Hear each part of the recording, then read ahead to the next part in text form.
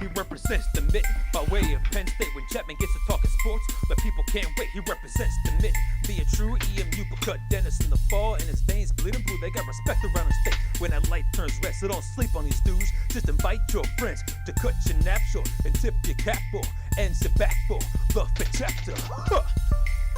Brian Chapman, Dennis Fith. When they open their mouths, they spitting the facts, bro. This ain't even optional, man. You just have to tune into YouTube to watch the broadcast, or download it to your phone to peep the podcast. They mix laughter, they get after. It's all captured in the Fith chapter. That's right, and welcome to the Fith chapter. I am Brian Chapman. He is Dennis Fithian. We're ready for episode number 96. And if you're Rob Manfred, you're ready for more Manfred ball. Did you see what stupid idea he's implementing in an independent league later this year? Yeah, even I thought that was too far. You know, making him throw it in from left field, I thought that was absurd. Yeah, if you missed it, in one of the independent leagues for the second half of this season, they're moving the pitching mound back a foot. So instead of it being 60 feet 6 inches, it'll be 61 feet 6 inches, just proving once again that Rob Manfred hates baseball, because if he loved it, he wouldn't keep on trying to make so many drastic changes. And we also know, based on history, that once he starts making changes, they're a year or two away from hitting the major leagues, and I certainly hope that that doesn't happen. But there's only so much that we can do as fans. Well, the one thing that you know, the average age of a baseball fan is 55, so they're kind of looking and thinking like, hey, 10, 20 years, man, where's this game going to be? We better try some things. So you understand where he's coming from, but if you love baseball, you don't like that much tinkering. No, you don't like it, and I don't like... I wonder what baseball players think of all these rules. And I wonder if with the upcoming CBA negotiations that we're supposed to have this winter, if the Baseball Players Association will step up and say, you know what, in addition to money and all this other stuff, let's get rid of Manfred ball. Or maybe some of the players out there say, we like Manfred ball. I think that one of the things they like is the 7-inning doubleheaders, which I can't stand, because they like having their day off. They don't like being able to, they don't like making up a game during an off day. But I can't imagine they like much of the other Manfred ball rules. Well, they like those gigantic paychecks that keep coming in, and anything even an inch is going to be bargained for and fought for. You know what? Manfred and Tony Clark should be out of there, because those guys are going to have a prolonged strike next year, and I'm just going to be, they can try all the little twists and turns they want, but, they go on strike next year, it's going to kill the game. So good luck to those two guys who already proved that they couldn't get along when there was a pandemic and the whole country needed baseball. Let's get it out there. When you've got the whole month to yourself, you can have it. No, they weren't able to do it. No, this is why baseball could be in a little bit of jeopardy. But definitely want to thank everybody out there for tuning into 5 more fantastic chapters tonight. We are not in jeopardy. Thanks to all who are watching via YouTube, Facebook Live, and Twitch, and to those who are listening to the podcast on Apple Podcasts, Google Podcasts, and Spotify. Make sure that you like, subscribe, and participate by sending in your feedback during the course of the show. Dennis will be reading your feedback on Facebook Live and on YouTube during the course of the show. Send it in, and perhaps he will read your comment if it makes the cut. But if you're wondering what we'll be talking about, let's take a look at today's book. And as you can see in the second chapter, the Streaky Tigers, they get swept in a series, and now they sweep in a series. It's a time to buy the playoff tickets. In the third chapter, that's right. In the third chapter, the Lions are attending the Lions are attending pro days for some of the biggest quarterbacks in the draft. We'll tell you whether or not the Lions should be interested in putting their names on the card when number 7 rolls around in the draft in a couple of weeks, 2 weeks from today. In the fourth chapter, I'm sure that a lot of you guys heard the news about Aaron Donald. He could be in a lot of legal trouble after he allegedly beat somebody up. What if we got into a fight with Aaron Donald? Which Detroit athlete would we want on our side? And in the fifth chapter, and of course we'll be bringing in our intern Brian Jelinek for the fourth chapter. In the fifth chapter, it's time for the major wager, where we'll try to get you guys a little bit more money, try to help you out with your sports betting out there. But first, we'll turn the page to the first chapter. And Dennis, that takes us to the rebuild in Detroit. The rebuild times 4 in Detroit. We've got 4 sorry franchises that are rebuilding at the same time, and they've all been rebuilding for years. The Pistons have been rebuilding for over a decade. They last made the playoffs 2 years ago, but it seems a lot longer than that because they got swept and they haven't won a playoff game in over a decade. The Red Wings are going to miss the playoffs for the 5th season in a row after making it 25 years in a row. You could say their rebuild started anywhere between 4 and 6 years ago. The same old Lions, one could argue, have been rebuilding since 1957, and they haven't won a playoff game since 1991. They haven't made the playoffs in the last 4 years, so their really rebuilding process, you could say, began anywhere between 1 and 4, maybe even, let's say, 64 years ago, depending on what your definition of rebuild is. And the Tigers haven't won a playoff game since 2013, haven't made the playoffs since 2014, and have been rebuilding since at least 2017. The Lions and Pistons have GMs who've been on the job for less than a year. The Red Wings have a GM who's been on the job for less than 2 years, and Al Avila has been the GM of the Tigers for nearly 6 seasons with 1 winning record and 2 dead last finishes. Dennis, when you look at these 4 rebuilding franchises, how would you rank them in terms of how much you trust them? Yeah, this was a more difficult exercise than I thought, because I was like, I'll put them 1. No, I'll put them 4. Wait a second. Who deserves really to be there? I'm going to go from, I think this is the best to the worst in terms of the rebuilds. And even though he's only been around for a little bit in one draft, I'm going to put the Pistons number 1 in the rebuild. Sure enough, they haven't been in the playoffs a long time. And, the last full regular season 2 years ago, Tom Goris was out there talking about a playoff push, and it was ridiculous. But you know what? He came to his senses, and he realized it. Troy Weaver came in, and the Pistons aren't, talking about any playoff push or anything else. By the way, I can't believe they lost a game last night. I was watching the Tigers and the Pistons, and kind of back and forth. And there wasn't much time left, and Pistons had them by double figures. I'm like, that game's pretty much over. Let me watch the Tigers. And then, I was shocked to see, cause the Tigers just became, because they almost blew it, for a second there too. I was surprised to see that the Pistons actually did, which is really good news, in the end. But I got Troy Weaver, he went out. We'll see about Killian Hayes. He's doing a little bit here, showing some things here. But Isaiah Stewart, Sadiq Bey, and Jeremy Grant, and the direction that they're going to stay in that bottom 5. And that's what they had to do. And, Weaver's been willing to deal anything. I like the Pistons number 1 in the rebuild. Number 2, I'm going to put the Red Wings.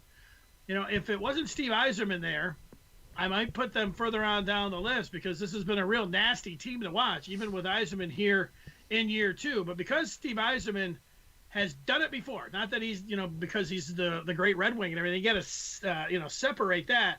But because he had success in Tampa Bay, constructing a roster and putting it together, and ultimately they did win the Stanley Cup. Made the finals when he was there, but I liked him when it came up and it was time to draft, like all the draft boards and everything else had all these different players, and he picked some guy like Mo Siders. Like, whoa, that was kind of out of left field. Then even Lucas Raymond was not the guy this past year that most people thought that all the experts thought that he was going to pick. I like that when, everybody's, saying zig, Yzerman zagging here. That makes me feel pretty good about that. So because it's just year 2, I get the Red Wings number 2 on that list. Number 3, I got the Tigers. They have some promise here, but also this thing's taken way too long. I don't know when you think the rebuild actually. I put this at least year 4, but I'll say year 5. Al Avila tried to, if you recall. He was like, all right, the hell with it. He put the for sale sign up, told everybody like, come out and get it. We're having a yard sale. And then it was like, nobody called. So then the next year, people were like, well, he really didn't start it till he dealt Verlander. He was trying to. But the way he maneuvered and the way that he went about it was all wrong there. So I got the Tigers there at 3. I would have dropped them down there to 4, and there's nothing against, Holmes or Campbell or even Sheila Hamp. But, they hadn't done anything, and they're working for the Lions organization. So let's see. They go out there and draft Pitts at number 7 or take a tackle at 7. We'll be like, oh, that's why the Lions are the Lions. So they could shoot up this list really fast, but I've got the Lions at number 4. Pistons, Wings, Tigers, Lions 1 through 4. My trust in the rebuilds. Yeah, my list is very similar to yours. The only difference is at the top, I've got the Red Wings as the team that I trust the most, and that is because of Steve Yzerman. He made a great trade, obviously, earlier this week to get a first-round pick and a second-round pick and 2 NHL players, one of which has been very similar in production to Anthony Mantha the last couple of years. For Anthony Mantha, he got that guy who's been a head case and a problem for Jeff Blashill out of town.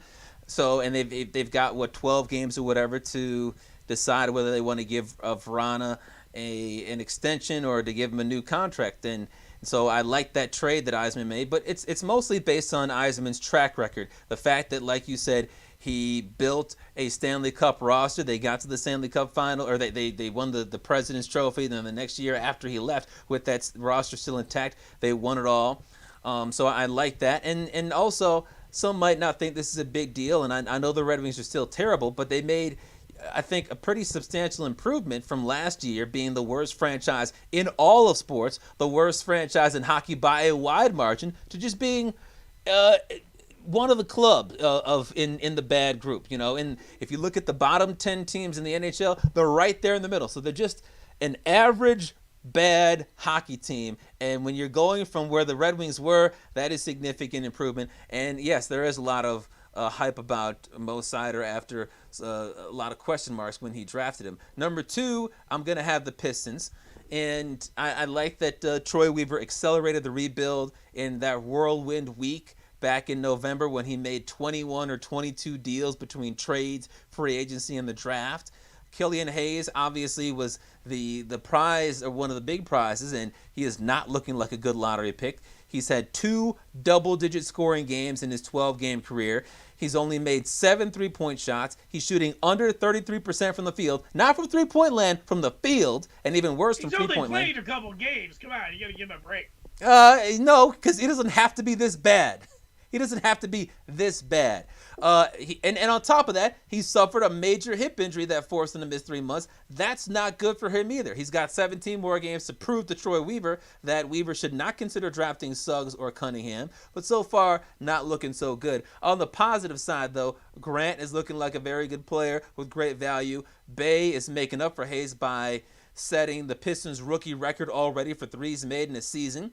He's got a shot to be on the all-rookie first team. I was looking earlier today. CBSSports.com has Bay as the 8th best rookie. NBA.com has him as the 4th best rookie. So that's huge for a guy who was drafted number 19. The guy drafted 16th, Isaiah Stewart, mid-first-round pick. He's averaging over 10 points and 7 boards a game in his last 6 games, and he was ranked 8th among all rookies according to NBA.com. So I like that. And you look at Jackson, Plumlee, Joseph, they've had their moments, and they're playing more competitive basketball than I thought they would, which I think it could end up costing them a bottom 3 record in the NBA with the Orlando Magic tanking right before the deadline and continuing to lose, and that could cost them a spot or 2 or perhaps more in the lottery. Number 3 is going to be the Detroit Tigers, and the big reason they're not number 4 is because the Lions. I mean, the same old Lions. But the Tigers are number 3 because as much as I'd like them to be number 4, Al Avila should have been fired a long time ago. They can't drop past the Detroit Lions. But I don't give Al Avila any credit for drafting Mize because everybody would have drafted him number 1 overall, and Mize has only had 1 great start, and hopefully he will build off of that. I give him credit for Akil Baddoo so far. It was a Rule 5 pick. Most people would not have taken a guy who'd never played above A ball and had Tommy John surgery a couple of years ago with their Rule 5 pick. But so far, he's looking pretty good. Candelario's looking solid. But look at all the trades that Al Avila has made since becoming the GM, and look at his return. He traded away Verlander, Upton, I guess you could say 2 Uptons, Kate Upton and Justin Upton, Kinsler, J.D. Martinez. Yeah, exactly. He got nothing. Rather have what he got in return for Kate Upton, which is nothing, than Jake Rogers, Franklin Perez, and Daz Cameron. But Kinsler, J.D. Martinez, his son Alex Avila, Justin Wilson, Shane Green, Leonis Martin, Nick Castellanos, Mike Fiers, and more. And in return, the Tigers have basically gotten Candelario and Willie Castro. And then after that, a bunch of trash. That's not good. So if he has to make more trades for this team moving forward, you can expect more trash. Ronaldo Nunez and Nomar Mazara look like decent signings so far, although one of them left the game yesterday with an injury. But if they get traded before the deadline, you can't expect much because it's Al Avila pulling the trigger. And Robbie Grossman, he's getting walks but nothing else. Additionally, what did Al Avila do the one time he had an open checkbook? He got so-so results for Justin Upton and flipped him for nothing after a couple of years. And he signed Jordan Zimmerman to a $110 million contract. And all he did was become the worst pitcher in all of baseball. So Al Avila, you hear all that and you say, Chapman, how is he not number 4? Because the Lions, every 2 to 5 years, they start a new rebuild. Every 2 to 5 years, and you can consider a rebuild every time they get a new coach, every time they get a new GM, or every time they get a new quarterback. This year, they've got all 3, new quarterback, coach, and GM. In the next 2 to 5 years, they're going to have either another coach, another GM, or another new quarterback. And then 2 to 5 years later, it's going to happen again. This is what they always do. They appear to have some solid assistant coaches. They appear to pull off a nice trade to get Goff and those picks, but I mean, it's not like we're wowed by what Brad Holmes did in free agency with the acquisitions that he did. And as far as the head coach, Dan Campbell, great sound bites. He's trying to open everybody's mind to cannibalism, but little experience and doesn't appear to be an X's and O's guy. They're by far the number 4. There you go. So we just flipped the Pistons and the Wings on that trust for the rebuild. Let's see if you're just tuning in. You want to leave some feedback there, whether it's Facebook, Twitch, live chat. Got my number. You want to text me? No, don't be texting me during the show. Text Chapman, text Jelinek. Let's get to it here. Jelinek, his first name that I see on here. He says, prayers the Wings win the lottery. Let's get to the front. Keith is there. It is good to see him. He's saying, what's up? What's up? And he says, I agree with Dennis. I believe the Pistons rebuild as they got a couple good players in last year's draft. He says he thinks Hayes is going to be a bust, but I got my fingers crossed as he has looked a little bit better. He says Bay is the best. Oh, it's hard to look worse than Killian Hayes looked in the first 7 games before he got injured. So looking better is not the bar. He was a lottery pick. He was the 7th pick in the draft. So looking better than he did at the start of the year is a very low bar and is not acceptable to me. Yeah, well, the thing to me is like it was the same thing that with Doom Boya. They put him out there when he had no business being in any NBA games, and you still don't have any expectations for him for another 2 years. When it comes down to Killian Hayes, I mean, like Halliburton, sure, he's was the pick, but Halliburton's a year older. Killian Hayes has played a handful of games. He was throwing some dimes last night. Man, if you watch the game, you at least have to say, hey, you know what? He looked like a pretty good handle, a pretty good distributor there. You can't be down on a 19-year-old kid, and especially at point guard. You're stupid then. Like, it takes a couple years. Like, if you're going to be down, like it did for LaMelo. Well, you know what? LaMelo is amazing. He really is. That's a surprise. Some guys. Like, Isaiah Stewart. You know what? Killian Hayes, there's a little bit of difference where LaMelo got taken at 3rd overall, right? Like, that's a pretty big gap from 3 to 7 there.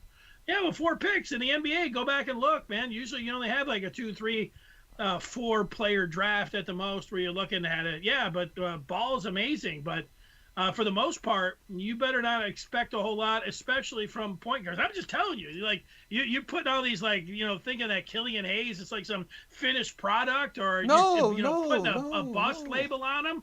That's way too fast. I have not said that he is you and Keith. I've not said that he's a bust yet, and a big reason for that is because he missed almost 3 months. But he's got to give us something to work with, and I get that he's a good passer, but shooting under 33%, that's a little bit disappointing if he's doing that from three-point land. But he's doing that overall, 32.9%. You have to be a scorer. Like, you look at Ben Simmons, He's kind of similar, I guess you could say, to Killian Hayes, because Killian Hayes is known as a passer and is supposed to use his size for defense. But Ben Simmons can get to the bucket and score. Killian Hayes can't score anywhere.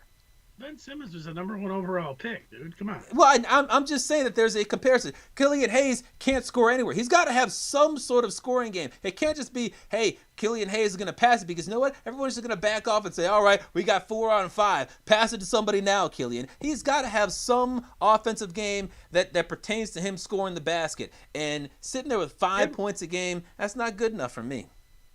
Yeah, just give him to the All-Star break next year before you start, acting like it was a horrible pick or he doesn't have any games. Keith likes the Wings #2. He said they got better get one of the top 2 picks in the draft. Everybody talking about that draft and needing the Wings to have some success there. The NHL owes them for last year's ridiculous #4 and a playoff team getting #1. Yeah, well, that's not how lotteries work. I mean, I know.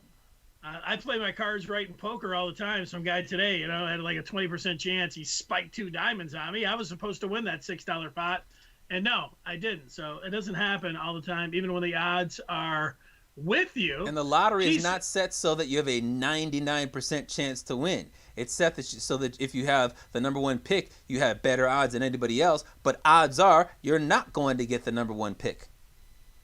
Yeah, it kind of shows you really when it comes down to gambling, like all the people that cry, and like cry is probably a strong word there for Keith. He's tuning in, but complaining about the Pistons and the Wings not being able to get it done. The lottery. These are the kind of people that go to the casino, and once they pull the slot machine 10 times, they figure, well, I'm due. So they start just pouring in more. It's not the way it works. Well, the difference with the Pistons is that since the lottery, I believe, since the lottery started, the Pistons have never moved up from their spot.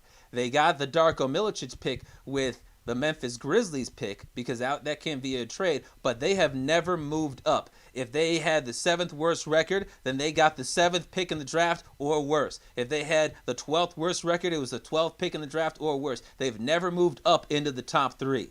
So and now 4.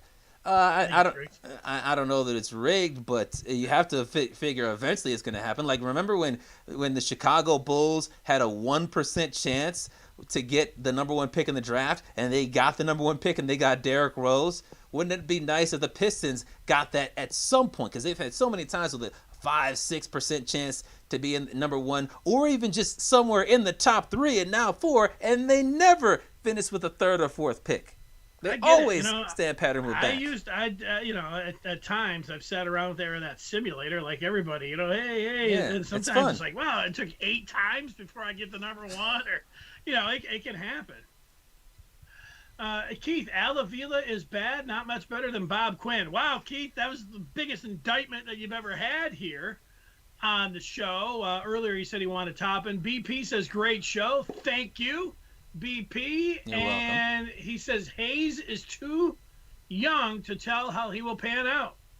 There you go, Chapman. I'm just saying that so far he's not looking good. And once again, he's got 17 games here. Like, you can talk about let's wait till the All-Star game next year. If the Pistons get the #1 pick and they draft Cade Cunningham, then they're going to have to either move him to the 2 guard or pay Cunningham as a 2 guard, or they'll have to, they're not going to draft Mobley, you would assume. He's in trouble. If they get the #2 pick, they could draft Jalen Suggs, which could move him behind the 8 ball. If he starts to step it up and in these final 17 games he finds some sort of shooting, some sort of ability to drive and score, and he's putting up 15 points a game, then if they're sitting there with the #2 pick, Troy Weaver can say, all right, we'll take Jalen Green. All right, we'll take Jonathan Kuminga. All right, we'll take Evan Mobley. But if he continues to play like this on the Fithian timeline, then guess what? Weaver's not going to say, well, we'll stick with the Fithian timeline and assume he'll be a star. No, he's going to say, next man up. No, you don't assume it, but you got to give him enough time. I wouldn't worry about Cunningham. He could run, out of the 2 guard. He can be like they say a point forward. He could be a point 2. He's a combo guard. Hell, he could, play forward if he wanted to. He's got a 7-foot reach. Mm-hmm. And, Suggs could easily be. Now, that'd be a short backcourt, but, a little Suggs, Killian Hayes. But I think Suggs could play too. play a 2 guard. He could. Looks like Brandon Roy, anyways. The way his game is. So he could. But hopefully the Pistons do get the number 1 or number 2, so we can be like, oh my God, are they going to pass on? They're going to pass on Cade Cunningham because Killian Hayes had a good final 2 weeks of the season. Well, how good are those 2 weeks? Now, if they have the number 1 pick, they're probably not. But number 2 pick, Suggs versus an improving Hayes, then you're talking. But if Hayes is just doing the same old, nobody's gonna be crying any tears of sorrow for what's gonna happen with Killian Hayes. Oh, I guess that's the turn the page bell. All right, we'll turn the page to the second chapter. Yeah, that gets us to the Tigers, who went down to Houston, after getting swept by Cleveland. Man, there were a lot of people, myself included, ready to run the old checkout on the Tigers. Like, okay, this season's been fun. That opening day was nice, but man, I was in that checkout line. But you know what? It's amazing what a couple wins can do for you, especially a couple with, your future out there in Mize and a couple comeback kids in Fulmer and Boyd. But Chapman, the Tigers are back at 500. So how are we feeling about them now? Well, it was the polar opposite of the Indian series because in the Indian series they could not hit, and in Houston all they did was hit home runs, bomb, bomb, bomb, bomb, left and right. Wilson Ramos, Akil Baddoo, everybody was hitting home runs. In Cleveland, they didn't get great pitching performances, and in Houston, Mize had his best ever start. Fulmer, his best start since 2018, and Boyd had his third good start in a row. And he's a third of an inning away from having 3 consecutive quality starts to start the season. He only went 5 2/3 in his first start of the season. Baddoo, he's continuing to tear it up. Wilson Ramos, I mentioned him just a second ago. He's leading the American League with 6 home runs, and he had, I believe, 2 in that series against the Astros. So far, it looks like the Tigers are just going to be, well, I don't know if they're just going to be, but so far the Tigers have been a very erratic, streaky team through 12 games. They take 2 out of 3, they lose 2 out of 3. They get swept, and then they go out and get a sweep. And if they continue to play like this for the majority of the season and they're erratic and streaky and they finish with 75 wins, well, that would be a lot closer to 500 than a lot of us thought, because a lot of us thought that they were going to be just plain bad. I don't think that's going to continue, but that's what they've been so far. I think the biggest bright spots in that Houston series were clearly Baddoo and the 3 starting pitchers, because you have a lot of optimism that they can continue to do that. A lot of folks keep on saying, when is Baddoo going to fall off? And all he does is continue to hit home runs, including that 450-foot home run that he had on Monday, which is an absolute bomb. The Tigers had the worst starting pitching in the majors by far last year, and they got 3 great starts in a row. And think about this, their best starting pitcher from last year, Spencer Turnbull, hasn't even thrown a pitch yet for the team this season. So that's huge. And then, when it comes to Ramos, I don't know how old he is, but I would imagine that being on a 1-year deal, he's probably not going to be a part of the future. Maybe by the trade deadline, Alavila could flip him, and he could stumble into a good prospect or 2, because we know that Alavila is bad when it comes to acquiring prospects via trade. So there was really no negatives coming out of that Houston Astros series. Yeah, I'd put Brian Garcia in the mix there as well, especially the way he pitched last night coming out of that Houston game. I don't know, Cisnero wasn't so hot when they put him in there. In the 9th, first time ever as a closer. He loaded up the bases. They had to yank him out of there. That wasn't any good, but yeah, Baddoo coming up with the ribby in the first. I thought a really encouraging thing from Fulmer is that his velocity was up, close to 98. We hadn't seen that since that looked like the old Michael Fulmer, pouring it in, pounding the strike zone. So that was really good news. Boyd was awesome. It's good to see him. That's a couple starts now here that we've seen. Boyd looking pretty good, and then, of course, Mize. That was the thing that got everything going. But, yeah, Baddoo and Ramos, man. Baddoo, you've got to watch him every time he's up. I make fun of Simo all the time over the last few years, because Simo's always like, yeah, we're going to talk about Jacoby Jones' approach. And it's like, okay, every game I got to hear about Jacoby Jones' approach. But, he was throwing up Akil Badu's approach, and I was all in. He was throwing up pictures of Barry Bonds and saying, he likes Willie. He likes Willie Mays and Ken Griffey Jr. And I was like, all right, Simo, I see ya. So, yeah, I mean, I'm in. I was so out after watching some of those. I turned off the Tigers on the Masters Sunday when they were getting killed by 11 runs. I mean, I was like, I'm out of here. And so I was so ready to check out. But, a couple wins. And everything they needed, all of that, I'm right back. So, yeah, it's amazing. You remember, winning is a lot of fun, to watch. Mm-hmm. Losing sucks. That's well, and when the Tigers do lose a couple in a row, because you know what you expect them to do, you immediately say, all right, here we go again. Here's exactly what we thought. Here's when we can start checking out. But on Craig Monroe, he's got to pump the brakes on that stuff. I get that he works for the Tigers on Bally Sports, and he's a big slappy, and he's always saying, hey, we're going to take a look at why Jake Rogers is very close to having a breakout after the game. You're going to want to tune into this because when you're always a slappy about things, people tend to tune you out. And then when it comes to things like comparing somebody to Barry Bonds, everybody's excited about Akil Baddoo. But when you start going that far, and he's played 8 games in his major league career, people are just like, come on, we don't need all that. Lower the bar just a little bit for him, because then all of a sudden, if he doesn't meet the Barry Bonds or the Ken Griffey Jr. Threshold, then we're going to be angry about it. He doesn't have to go that far, but that's what slappies like to do. Hey, he's the left-handed Mike Trout. How about more than 8 games? I saw that he had the highest OPS through 8 games in Major League Baseball history or something like that at 1,024. That's nice. But let's not assume that he's going to finish his career with a 1024 OPS. And folks like Craig Monroe would get you to believe that that's the case. Yeah, I'm with you on pumping the brakes. I tuned him out a long time ago, but all of a sudden the other night when he was throwing up the approach for Akil Baddoo, I was like, all right. I haven't seen a picture. He finally has something to work with, and he takes it too far. He had nothing to work with for years. Talking about, look at this bum, Victor Reyes. Does he have the power to slug like this on a regular basis after getting his first home run in 200 at-bats? No, he doesn't have that. But you got something to work with, and you're going to say Barry Bonds? Come on, just be a little bit more realistic. Shep, I'm going to show you how Ramos's opposite field power reminds me of Miguel Cabrera coming up in the postgame.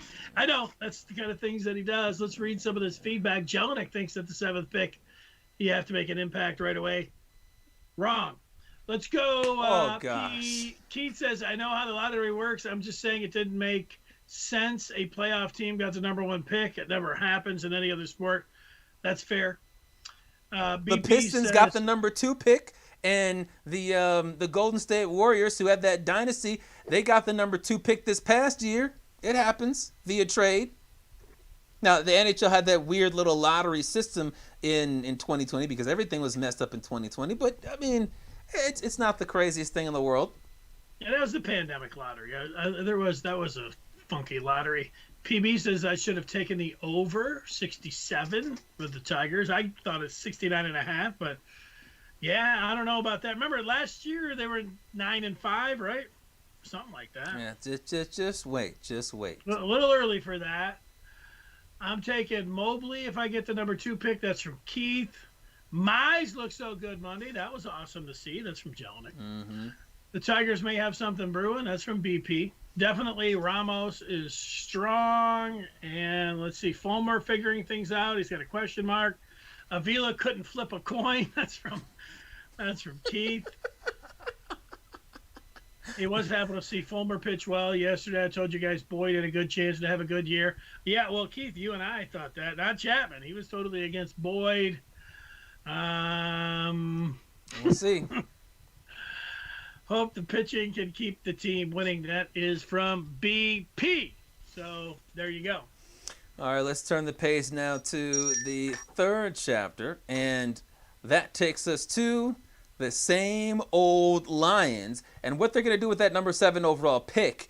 On Tuesday, we talked about an offensive lineman that they might be interested in, or perhaps 2 offensive linemen, and both of us said it would be a dumb SOL pick to boost one of the strengths of their team. Today, we're looking at quarterbacks. Why? Because Brad Holmes and Dan Campbell attended the pro day of North Dakota State quarterback Trey Lance.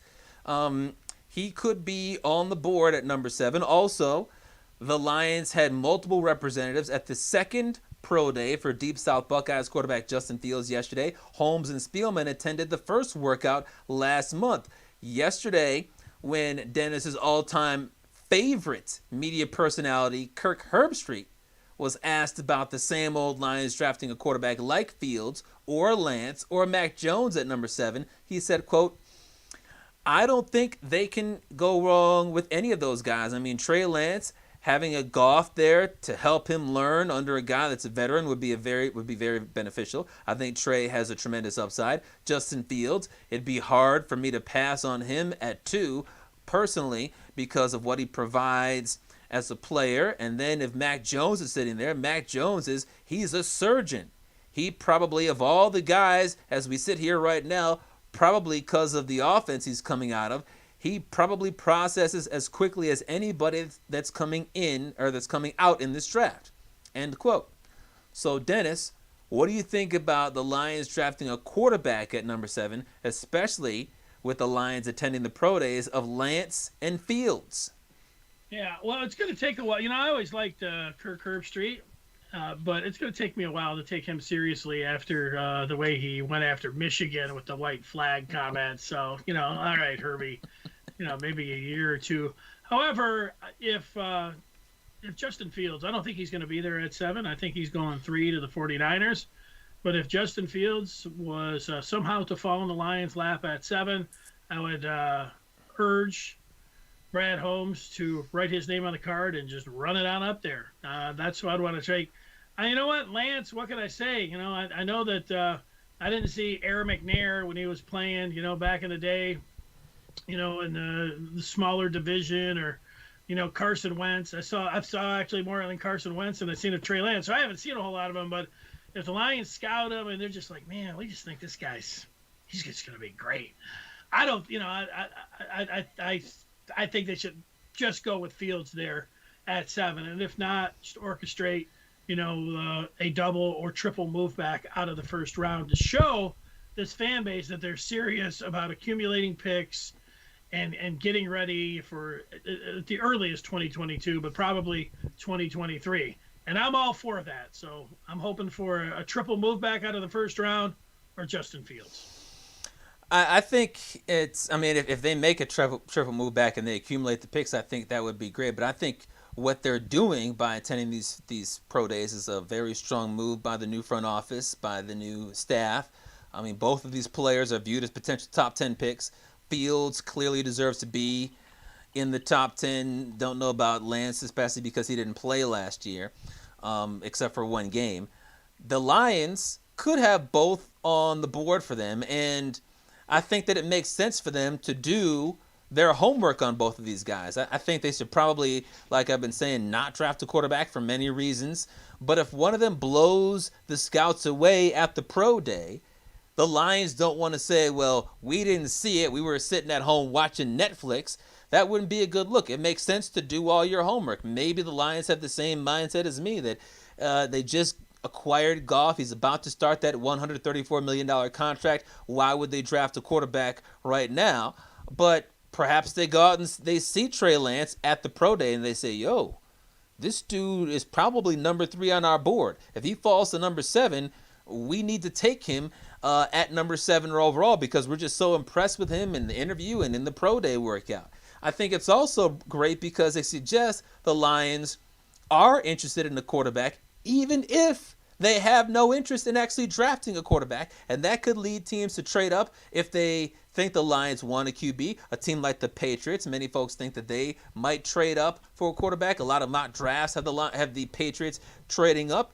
Now, it might be more difficult for them to execute a trade with the Lions now that Bob Quinn is gone, but they still could want to trade up to number 7, and the Lions might say, hey, you better offer us everything, an arm and a leg and a crotch and a nose and everything else, an unbelievable offer if you want number 7, or else we're going to take Justin Fields and we're not bluffing. And that could lead to the Lions getting a king's ransom. It could also lead to the Patriots deciding, you know what, why don't we trade up to number 5 with the Bengals, because we know the Lions are going to try to draft a quarterback and the Bengals aren't. And if the Lions don't want a quarterback and another quarterback is taken in front of them, then that's more players that the Lions would want available for them at number 7. If there are 4 quarterbacks plus Sewell plus Pitts taken in the top 6, then that means every defensive player and every wide receiver are still on the board for the same old Lions at number 7. I think that whether they want a quarterback or they are opposed to a quarterback or they're unsure about a quarterback,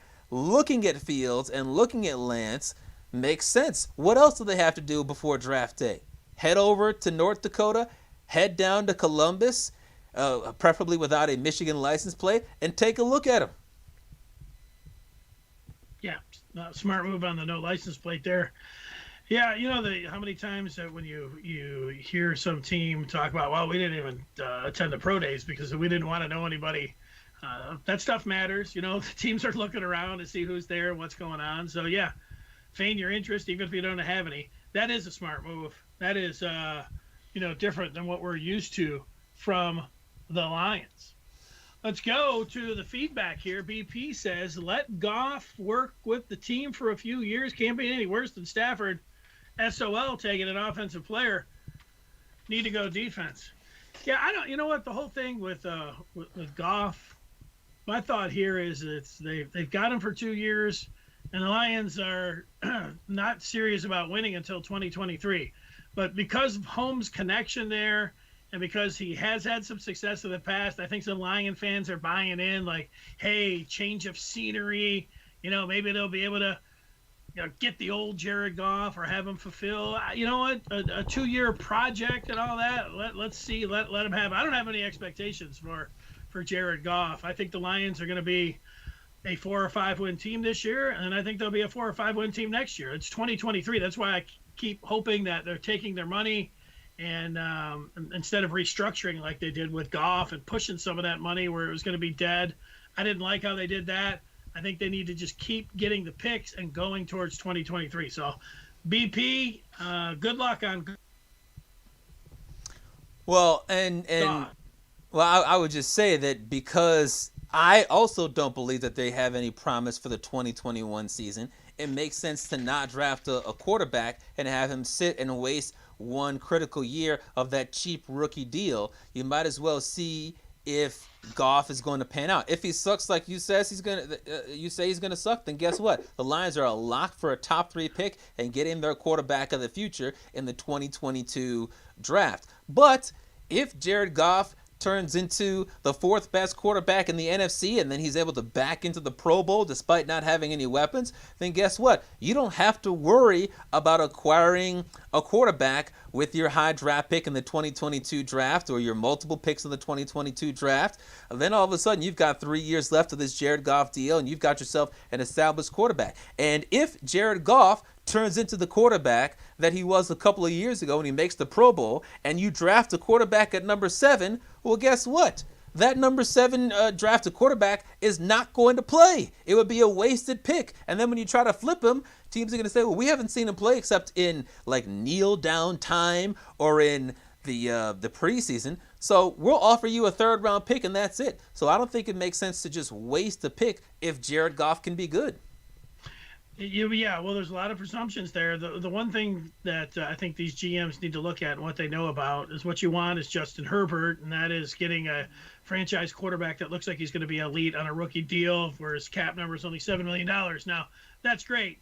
And so I hear what you're saying about, well, let's not worry about a quarterback till next year because you're already going to burn one of those years.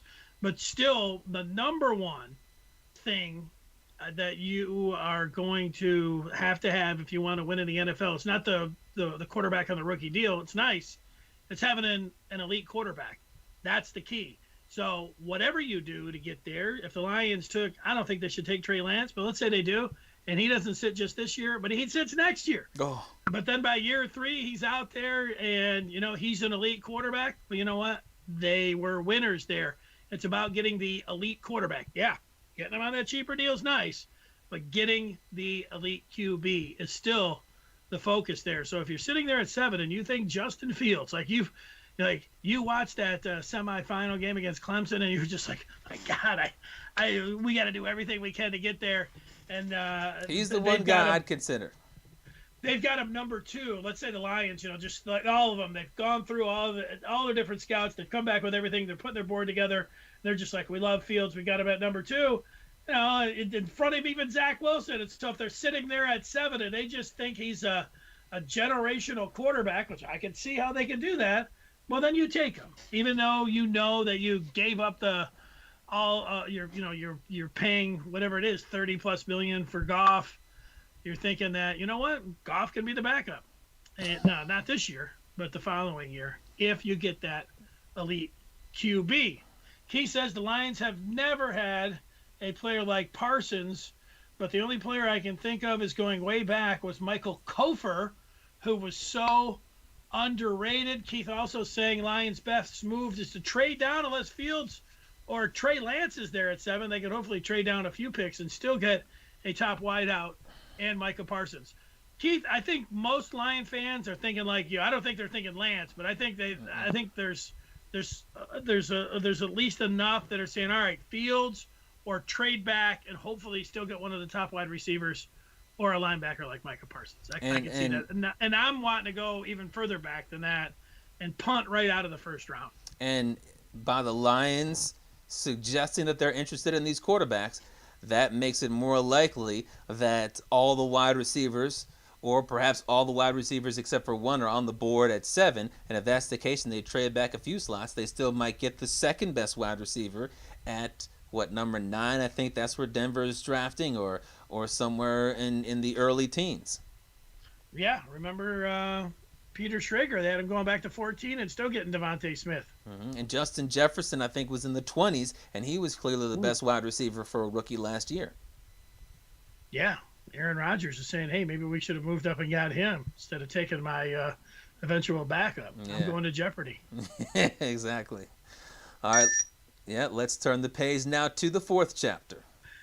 All right, Chapman, we have the photo of the plaintiff saying that he was punched out by Aaron Donald, the great defensive tackle that the Lions could have had in the 2014 draft, but they took Eric Ebron.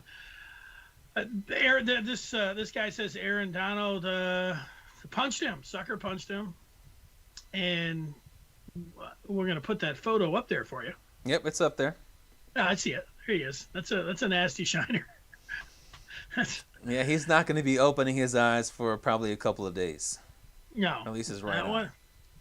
That's going to leave a mark right there. So if Aaron Donald really did that, hopefully justice is served here when it comes down to the defensive tackle for the Rams. Your eye doesn't swell up like that on its own. So let's see, what kind of evidence that he has that it was actually Aaron Donald. Maybe there's a tape or something. But, Aaron Donald's just such a ferocious, awesome, well-known NFL player, defensive tackle, imposing figure. The question to you, Chapman, and everybody watching and listening right now, we want you to tell us if you could pick any current or former Detroit athlete to have your back in a street or bar fight with the likes of Aaron Donald, who would you pick? I didn't know we were going with former Detroit athletes because that former makes or current. Okay, former or current. All right. Well, if it's a current Detroit athlete, then I'm obviously not going with any Detroit Tigers because baseball players aren't all that big, and I don't see anybody that's all that scary or tough on the Tigers. If you look at a Detroit Lion, a Detroit Lions lineman, those guys tend to be pretty big, but I mean, same old Lions. If I was to look at a Piston, Isaiah Stewart certainly has a mean streak to him, and he's not backing down from anybody. He got into Blake Griffin's face, if I'm not mistaken, when they played the Nets the first time Blake played against the Pistons. So that might be a guy that... he was bumping and grinding with DeMarcus Cousins last night, too. Looked pretty good. Held his own. Yeah, so that's a guy that you might want on your side. But this might be, at least in terms of current athletes, this might be a little bit out of left field. This might raise some eyebrows. I would go to the Red Wings, and I would go with Tyler Bertuzzi. First of all, hockey players like to fight. They always looking for excuses to fight. Not as much as they used to, but they still like to fight. And some of them like to fight so much that in the offseason, they take boxing lessons. When I first heard about this several years ago, I was shocked. I mean, it's smart, but I mean, you could be focusing on your stick handling, getting in the weight room, and you're going to take some boxing lessons to make sure that you can punch out, Sidney Crosby or something like that. So I think that you want someone that knows how to fight on your side. Second of all, if you're in a street fight, the only rule is that you don't hit the other man in the nuts. Everything else goes if you're in a street fight. And Tyler Bertuzzi's dad, Todd, fought dirty. If you remember, if you forgot, just ask Steve Moore, because he sucker punched Steve Moore like 20, It's that's not his. Isn't his dad Todd Bertuzzi? No. Is that his uncle? Maybe an uncle. Yeah, maybe. Okay. Well, he's got the same last name as the sucker puncher who not only sucker punched Steve Moore, but slammed his face into the ice. And you need someone on your side who is going to fight dirty, who's not going to say, oh, the UFC says you can't knee somebody in the head if they got a knee on the ground. No, you got somebody who's going to fight dirty. Third of all, Tyler Bertuzzi is missing teeth. If you get in a fight and you look across from you see the guy could be in a Colgate commercial, you're not going to be intimidated. If you see that guy's missing some teeth, either he doesn't brush or he's been in a bunch of these fights. So I would take Bertuzzi. The only issue is that he's 6'1", 199 pounds, so he's not very big. If you're going up against a guy like Aaron Donald, then you're going to need Bertuzzi to land a couple of punches to the face to stun him, and then the two of you can gang tackle him. But I would take Bertuzzi. Yeah, I thought for sure you were going to take your boy Anthony Mantha. So he's gone. Him. Yeah. He would break his hand and say, oh, no, my hand hurts. We're going to lose this fight, Brian. Oh, look at my hand. Oh, no. Aren't there any former or current UFC fighters that hail from Detroit? Like, I thought also you would go there if I was betting. I was just going with four major pro sports. If I was going to go a former athlete, obviously I would go with Ndamukong Suh, because he fights dirty. He's going to stomp on your arm. He's a monster. I would definitely consider him. Maybe he would say, I can't believe the Rams chose him over me. So yeah, I would go with Suh if you're looking at a former athlete. Suh, if you've ever seen Deshaun Hand just walking around in a Lions locker room or something, you'd take Deshaun Hand. Like, you're gonna. Aaron Donald, actually, I have never seen Aaron Donald in person. I don't know if I've ever even seen him without his shoulder pads or anything on, but I think that Deshaun Hand could measure up. That'd be a hell of a fight. I also thought Ben Wallace. Ben Wallace is definitely intimidating as a former Detroit athlete. That's what I was thinking about. All right, let's bring in Brian Jelinek, who's out there. You can see him if you've been watching the show here on the live chat on Facebook and everything. And he's been mixing it up out there. So, Aaron Donald, Jelinek, if you're going to have one current or former Detroit athlete by your side there, if you're going to get in a brawl, who's it going to be? Two guys I thought about. I'm going a little outside the box. Bill Laimbeer or Dimitri Young? Yeah, definitely Bill Laimbeer. Bill Laimbeer, part of the Bad Boy Pistons, love to fight. All those Bad Boy Pistons love to fight. Yeah. As soon as you gave me that, or as soon as you told me what we were talking about today earlier, I immediately thought of Laimbeer, just right away. So, Bill Laimbeer without a doubt, because he's huge, likes to throw some punches and elbows. I feel confident with Laimbeer behind my back. Before your time, before you were born, there was a video game that came out either for Nintendo or Super Nintendo called Bill Laimbeer's Full Contact Basketball. And that was a fun game. I had that. I think it was for regular Nintendo, but that was a fun game. And for Bill Laimbeer to be, a guy who was an all-star a couple of times, but not a superstar in the game, for him to have his own game, I thought that was pretty cool. And you have to have some sort of reputation if you're going to have a game like that. And yeah, Bill Laimbeer had that game. I wonder if anybody out there still has Bill Laimbeer's Full Contact Basketball, one of those retro retro platforms, video game platforms. Was that on the N64? No, it was not on N64. It was before that. It was either Nintendo or Super Nintendo. It was a long time ago. Before my time. Yeah. Dimitri Young was Meat Hook. Is that his nickname? So maybe he did. Yeah. Maybe he would have a little hook to him, right? Had a couple of issues with some assault. So yeah. I've also got Yeah. I've also was thinking of a cheat code, because when Dennis brought up, hey, I thought you would bring up a mixed martial artist from Michigan or something like that. Once I found out that it was expanded to not just team sport athletes, I've got a cheat code, and this is an athlete. It's a fighter who's going to be fighting this weekend. Who do you think that cheat code would be? Who's fighting this weekend? I'll give you a hint. It's a world champion. Boxer? Yes. Oh, Mayweather. No. Oh. Okay, I'm out. It's the only boxer I know. I'm out too. I didn't know Chapman followed boxing. Clarissa Shields. Who?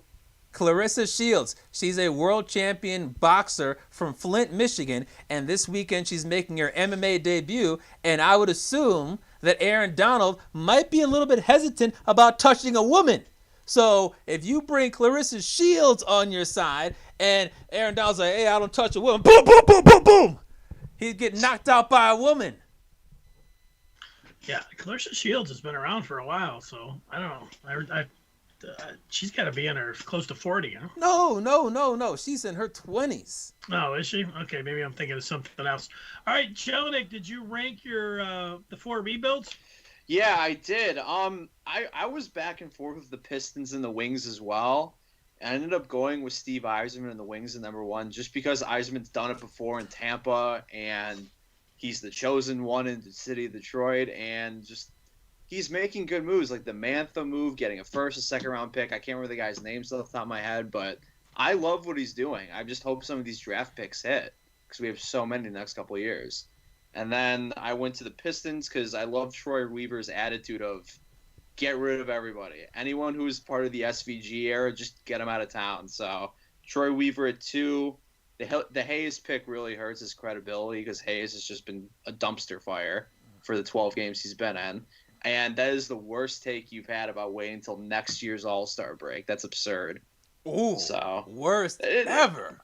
It is. Whoa. That's a horrible take. I mean, I'm not writing the kid off now, but I think by the end of the year, if we don't see, he can't be shooting 30% by the end of the year. He's he 19. Hey, I don't know if you know anybody that knows anything about basketball, but if you do, you ask them how long you think you give a point guard in the NBA. Okay, I believe that if you're picked in the top 10 in the NBA, I'm not expecting you to be an all-star right away, but I'm expecting you to contribute and make an impact on your team. And Hayes has not done that yet. And, Wiseman is 19 years old. He's 1 year out. Anthony Edwards, 1 year out. Patrick Williams, 1 year out. All these guys. Take all the guys that were top for the top 3 picks in the draft. Okay, we can go back further than that. I believe Cole Anthony, 1 year out. Isaiah Stewart. Cole Anthony looks pretty good. Yeah, Isaiah Stewart, 1 year out. Tyrese Maxey, 1 year out. RJ Hampton, 1 year out. All these guys 1 year out, and they're running. They're. I'm not going to say they're all superstars, but they look like legit NBA players. And you got Killian Hayes, who before he got hurt was looking like the worst player in the league. I'm not giving a pass for that. Big Brian. I agree with Big Brian. There you go. I went. This is interesting. I went with the Lions at 3. I'm not going to take the SOL route because that's just a lazy take, and I'm sick of the SOL being a Band-Aid for all the Lions' problems. I like Brad Holmes so far, and I feel like it is going to be different. I'm always glass half empty when it comes to the football team, but new perspective, new me, really 2021. Hate the Tigers. I hate Al Avila. I don't hate the Tigers. Al Avila is, I don't know, like a dumpster fire of burning hair and 4-day-old egg salad. He's awful. He's the worst thing ever. So, if there's a different general manager, the Tigers are probably number 2 on the list. Just I have zero faith in Al Avila. Keith said it best in the chat. He can't flip a coin. He's just awful. I may be a better GM. Well, Al's What am got I supposed to do with this? He's got a lot of work to do. I do want to remind everybody that's watching right now, and little and big Brian here, we are 2 weeks away from the NFL draft. If you're looking at your calendar, so what we are going to do? That's going to be here, show 100. Yeah, I saw that. I like that, how that works out. We're going to have the people get involved with our draft challenge, the Fith chapter draft challenge. And it's going to work where we're going to have you pick the top 10 picks, 1 through 10. Pick 10 is going to be worth 10 points. Pick 1 going to be worth 1 point. You kind of get that. That's it. And our prize is going to be provided by Pro Sports Zone and Laurel Park Mall. And they've got, Super Mario Manning's going to be signing at Pro Sports Zone on June 5th, and they're going to supply us with the grand prize for whoever nails the Fith chapter mock draft 1 through 10. So we're going to do this by either going to our podcast in the review, which you'll get a bonus if you do that, or you can just go to Twitter and use the hashtag the Fith chapter mock and just put your 10 players down there, and we'll have a winner that way. We have to figure out how we would get a tiebreaker. We'll see what I can come up with on that. We'll put our heads together, but just start thinking about that, because we'll start getting your picks in there as quickly as possible. So something to keep an eye on. Thanks to our friends at Pro Sports Zone. If the tiebreaker should be they have to outdrive Chapman at the driving range. That could be it. You know what? A couple of, last week when I mentioned that I can hit a 300-yard drive, and I also mentioned that my parents watch the show sometimes, but they probably didn't know how to put in the chat or anything like that. If you look back, I think it was last week, my mom, and her name is Gail White, you can see that in the comments, she put in the chat, Brian can hit the ball 300 yards. Your mom's a liar. I'm sorry. Whoa! She's a liar. Absolute liar. Oh my. Okay. Let me ask you this: who has seen me play golf more, you or my mom? I'll hang up and listen. My mom told me I was the best third baseman on the JV baseball team, and that wasn't true. So you can't really take a mom's word for it. That's about opinion. Yards are facts. Yards can be counted. Yards can be measured. Sitting there saying, well, he's my favorite. Like, you hit a ball 300 yards. It's not, was it 300 yards or not? It's a fact. It can be proven if it was hit 300 yards. My mom has seen me hit the ball 300 yards multiple times. It's not out of the ordinary for me to hit the ball 300 yards. Like I said, approximately once per round I do it. Last year, I hit a ball 330 yards in a drive. Okay. That's just so funny because it's not true. It is true. I was playing with my dad, and I crushed the ball 330 yards. What do you guys think for a tiebreaker? We have the 1 through 10, and then we'll have a player, and you say, I don't know, like Kwity Paye from Michigan. We say, hey, what number? What division is Kwity Paye going to be drafted by? No, you don't want to say division, because then you got to want to. If you say the actual number, where will he be picked? Like if you just said 17, then we'll at least have a closest to. I think that will do it more than a division. Because okay, how about this? What number will the first Spartan be picked at? What number in the draft?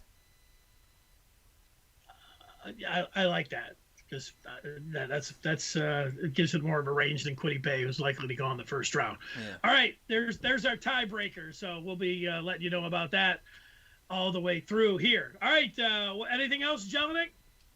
The Tigers outscored the Astros 8 over the 3 days, so I'm pretty happy about that. And yeah, that's kind of my stat of the day. They scored 20 runs in the 3-game set, so very happy about that. Nice. It's not gonna last, but I'm gonna ride the high as long as I can. Yeah, me too. I'm right there with you. Thanks. Good job, and nice stat of the day. I like that too. Bringing some information as well. Good job. All right. Give us the thumbs up. Yards. Yeah, that's because Jelinek can only hit it 230 yards. Let's now turn the page to the fifth chapter, and that takes us to the major wager. It's an opportunity for us to share with you what some of our great bets have been, or some of our choices were in the past, and what we are looking for either tonight or in the near future. We got this weekend coming up to make you guys a little bit of money now that sports betting is legal in Michigan, not just at the casino, but on your mobile device. Dennis, remind us what you picked on Tuesday and what you're thinking about for either tonight or this weekend. Well, I picked Will Zalatoris to come up and win down at Hilton Head, South Carolina. He's plus 2,300. I'll tell you this, Will Zalatoris is a Detroit native, but I definitely wouldn't take him into a bar fight unless I would take him and like swing him like he's just about as skinny as a driver. But yeah. I took Zalatoris to win the RBC Heritage, so we'll see how that goes. I'm going to go to the over and under game. Do you know what tonight. Do you know what he did in the first round? No, I didn't look. Okay. Didn't look. Maybe I can while we're sitting here. We'll have Jelinek look at it. Okay. I am taking the Tigers and A's tonight under the 8.5.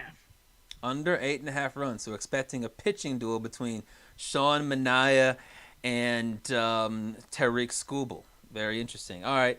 On Tuesday, I did a Major League Baseball prop bet, and I chose the over on 9.5 strikeouts for Shane Bieber because I mentioned that I had created this formula in a Microsoft Excel spreadsheet to try to estimate how many strikeouts a pitcher would have in a game. And I chose the over on 9.5 strikeouts because my formula predicted 11.1 strikeouts for Bieber, and Bieber threw 9 innings and recorded 11 strikeouts. So I hit the over in that one. Today, I'm going to go back to my MLB prop bet form. And by the way, Jelinek texted me yesterday, and he texted both of us yesterday, and he said that when he saw Bieber had 11 strikeouts, he did spit out his tea. But today, I'm going back to the MLB prop bets with another strikeout prop, and this game has not yet started, so you can bet on it if you want to. It is the Rockies versus the Dodgers, and the over-under, at least earlier today, for strikeouts for Julio Urias was set at 6.5. I did see just before the show started that it was raised up to 7.5. And so if you get it at 7.5, that might be a little bit better for you, a little bit safer for you, because I'm taking the under here, although the odds went from like 110 to minus like 220. But either way, I'm taking the under on Julio Urias strikeouts because my formula is predicting 4.19 strikeouts. So whether you have it at 6.5 or you get it at 7.5 with those really minuscule odds, take the under on 6.5 or 7.5 strikeouts for Julio Urias of the Dodgers against the Rockies. All right, good job, Chapman. Zalatoris, by the way, according to Jelinek, was 3 under. He is tied for 17 after one round. All right, that's going to do it for today's fifth chapter. And think about that draft 1 through 10. We'll be back here on Tuesday. See how the Tigers do these late night games out on the West Coast. And for Brian Chapman, thanks to Brian Jelinek, I'm Dennis Fith. We will talk with you on Tuesday here on the fifth chapter.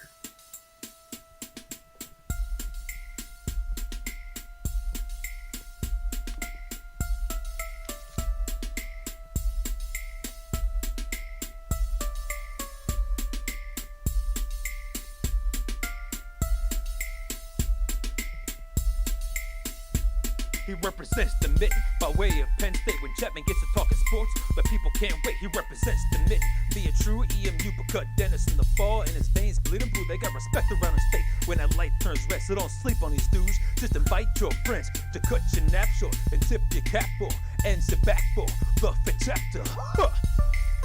Brian Chapman. Dennis Fithian. When they open their mouths, they spit in the facts, bro. This ain't even optional, man. You just have